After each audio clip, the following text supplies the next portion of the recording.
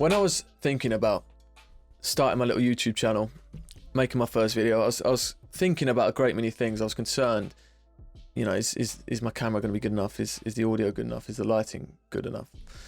You know, is anyone going to even listen? Can I even talk for any length of time to a camera on my own?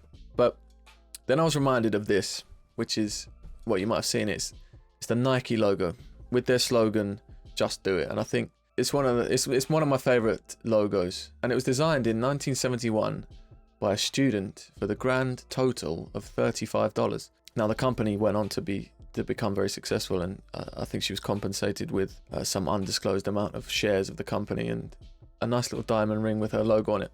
But it's a very good little thing to tell yourself when you're over hesitant about things and you're overthinking. It's a nice antidote to overthinking. And it's attitudes like this that I think individuals like Andrew Tate were promoting. I'm very aware that the Andrew Tate drum has been beaten to essentially a pulp by now, but I think it's important to have these takes on these things, and especially from a red pill perspective, because there's a lot to be said or a lot to be analysed about these eventualities that happen, these bannings, not just from the sexual dynamic point of view, but in a broader sort of societal aspect as well. Discourse is almost our most powerful asset as individuals of a society. Now, I'm not here to die on the hill of Andrew Tate. I think he was a great bit of entertainment, and I'm aware of what he is. He's a character, but he was built around some very solid core truths and virtues that I think are very strong. But I want to analyse what he represented to the system that exists. And he came to prominence very, very quickly, and I think it took society by surprise, really. And I think that's why there was a very quick sort of antibody reaction to his rise to prominence. I think what Tate represented was Nietzsche calls it the Übermensch, Superman, above man, the Superman who he describes it as, in the absence of God, we've killed God and we need a replacement for God. And then we can look to the Übermensch, who is an individual who is the antithesis of nihilism. So we can look to him for inspiration and guidance and motivation to achieve what the Übermensch has or has become. So we can all become better people instead of falling into a black hole of nihilism. And I think that's a healthy way, especially for young men. I think that's a healthy thing to have, is a strong role model. Now, as we know, modern society is a gynocentric one. It's run by women. It's women who do the lever pulling in this society. And there is such a blatant absence of male role models in society. There's no male teachers, no one's got a dad anymore. You know, the father has been ejected from the home, or, you know, society doesn't need men. So there's a gross lack of male role models, to the point that young men, they'll get it anywhere they can. And if that's a multi-millionaire sort of playboy on Instagram, that's where they'll get it. And it's indicative of the starvation, I think, of this kind of masculine, traditionally masculine role model that young men haven't got anymore. I think Andrew Tate represented male autonomy to a very high degree. You know, he was a self-made millionaire from the gutter, struggled his life, but has become very successful.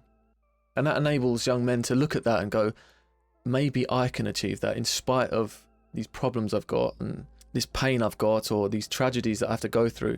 Tate speaks from a very strong mindset. He is the exemplar of mental point of origin.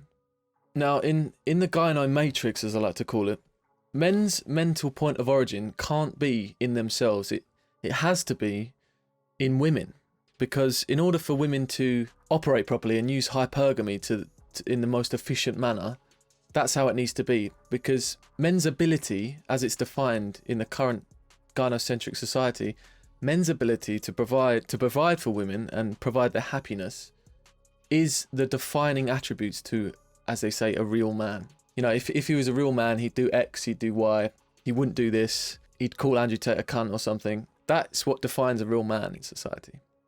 In this society, women define masculinity, not men. Women view men as kind of hapless children that need to be fixed by women in order for them to even begin to be useful as a man. So in that way, masculinity is defined by women.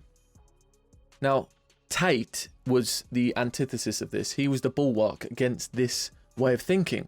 He is his own man, and he was promoting ideas that, you know, through the lavish lifestyle and sort of traditional strong masculine ideals, he was promoting this kind of autonomy that I think, as I said, young men were starved of. Hypergamy hinges on men's ability to provide the best for women.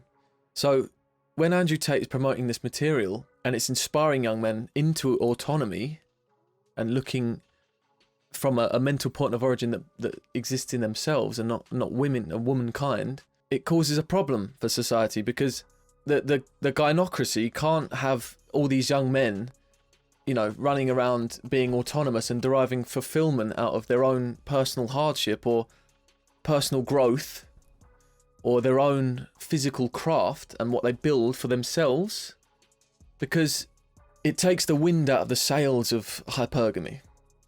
If the young men are autonomous, how are young women going to optimize their own hypergamy? It's the male burden of performance that is defined by women. And as it stands, the burden of performance as defined by women is the oil to the hypergamous machine. So when this unapologetically strong masculine figure appears, it's going to directly threaten the narrative, and that's why the antibody reaction to his existence was so swift and so strong. Because unfortunately, for every male role model that appears, there's going to be 100 rabid feminists and 1,000 white knight attack dogs that are going to come and pounce on the mere suggestion of a male self-interest being espoused to young men. Now, it wasn't just the kind of level 1 sexual dynamic that Tate was a threat to. He was also a threat to the gynocracy, the government run by women, because he spoke of, you know, fake narratives, fake pandemics, fake news, fake media. He again was speaking to this not being controlled or controllable, becoming uncontrollable by some greater power that exists to sort of tyrannize you into not having yourself as your mental point of origin and not being autonomous. I mean, I think it's funny how all of these social media companies, they seemingly are in cahoots with each other when one of these individuals suddenly disappears from every single one of them. It's indicative of this sort of tyrannical control over speech and opinions that exists like a chokehold over society. You know, if you become a dissenter, if you're speaking against the current narrative, and it's a threat to an idea that liberal Western society is built upon, and it's the reason why we can have a functioning society that is generally peaceful, and it's free speech. It's a person's free speech. I think that's the most important thing we have as individuals in society. That's what it's built on, whether you like it or not. It's been defined in the same way for forever. It's, you know, anything short of like a direct call to violence should be allowed to be said.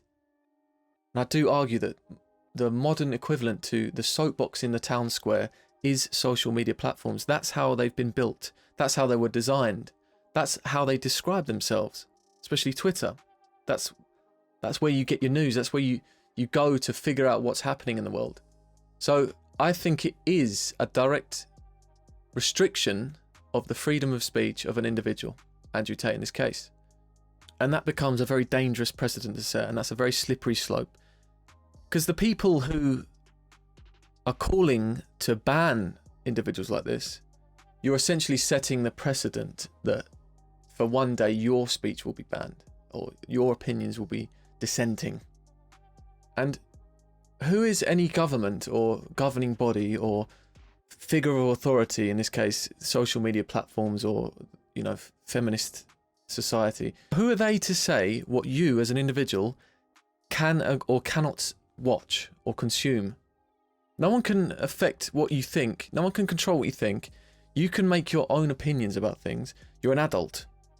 I think we should be able to decide what kind of entertainment we can consume or content we can consume, and who we can look up to as individuals. This shouldn't be controlled for us. But that's exactly what happens. This fake virtue coming down, top down, is rotting away the struts that hold up society. It really is causing a massive problem for discourse, the way we can think freely, and the ability to express our own opinions about things, and to have discourse that leads to truth. And it's the truth that's important. We need to work towards the truth of the world around us in order for us to function. And you don't have to think too hard to discover from what side this fake virtue is coming. Because there is a blatant double standard here. Because as much as they say that Tate's views are misogynistic or violent even, I don't know how words could be violent, but that's how they describe them. There's tremendous amount of misandry in this society. And you'll see it go on TikTok and have a little scroll. I mean, I'm not telling you to go on TikTok. I wouldn't recommend doing that. But if you happen to have it, have a little scroll, and there's plenty of girls on there, and you'll within 5 minutes you'll find some misandry, and because it's rife in there, and it's rife everywhere. It's rife in popular culture. Men ain't shit, men are worthless, men are trash. You see it all over Twitter every day, but that goes unpunished. But I'm not arguing to punish that. I think that's fine. These women should be allowed to say that, and I think that's good, because then, it's up to me. If someone says I'm misogynistic, it's up to me to prove them wrong and have discourse about that, to arrive at a truth.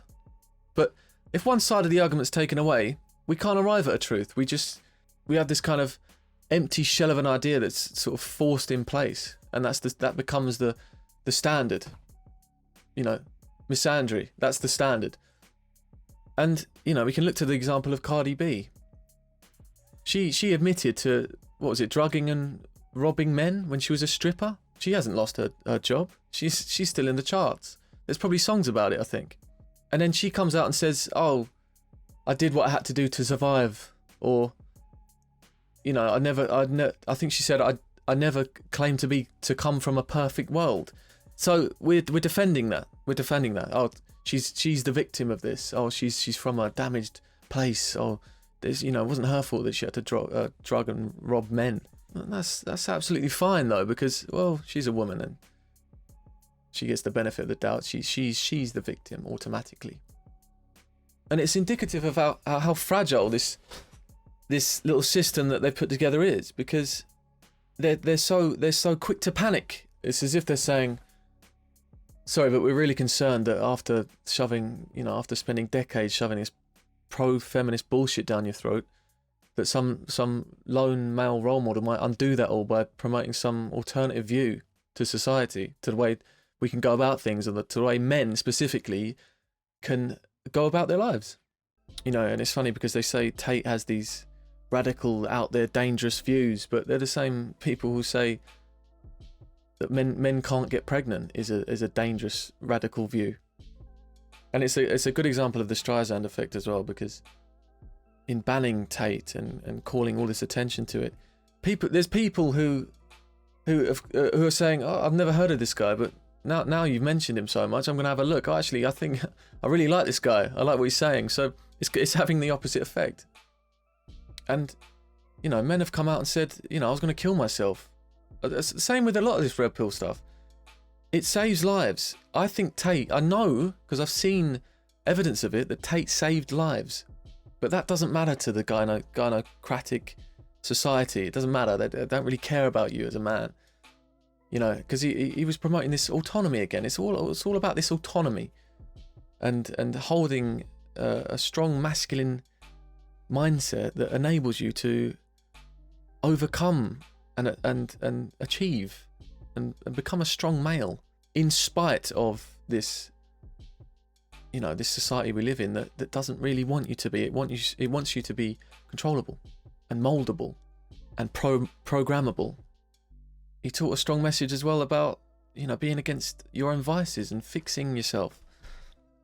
And I want to call to question some of these ideas, because, you know, in my country alone, I think it's 12 men commit suicide every single day. That's just in the UK. Why? Society doesn't ask why. We just accept it as a figure. But I bet a lot of the reason is because of a lack of what Andrew Tate represented. And I think that's why it's a great shame for that to be taken away. Now, what do I think about the aftermath of this eventuality? I don't know. I think there's some very healthy things to take from this, or there might be some good things that might happen because of this. I think Andrew said himself that he's on like his second phase of his mission, and I think a lot of that is about pulling his audience over to alternative tech. So I think this is what we need to do. We need to follow him over to alternative tech sites that don't subscribe to this censorship, this censorious, you know, top-down authoritarian control over opinions and what we can say. And I think that's going to be a very healthy thing if he can manage to promote this kind of exodus out of mainstream, you know, social media platforms. And I think as well, there's evidence of a kind of these sort of ideas, you might call them red pill ideas, becoming more mainstream, because I think things like this have catalyzed it, because I think it's caused people to not be so afraid to express these thoughts and talk about them openly. And I think that's healthy as well. So what can we do? Well, let's follow in Andrew Tate's stead with the ideas he promoted. Become autonomous as men and be unapologetically male. And let's all go over to the alt tech platforms. Let's set up camp there as well, so we can have this discourse and arrive at truths. And we can stick it in the face of these fucking social media platforms that see fit to censor ideas of any kind. So let's all do that. And of course, subscribe to my channel and like the video if you like what I'm saying. And I'll see you soon.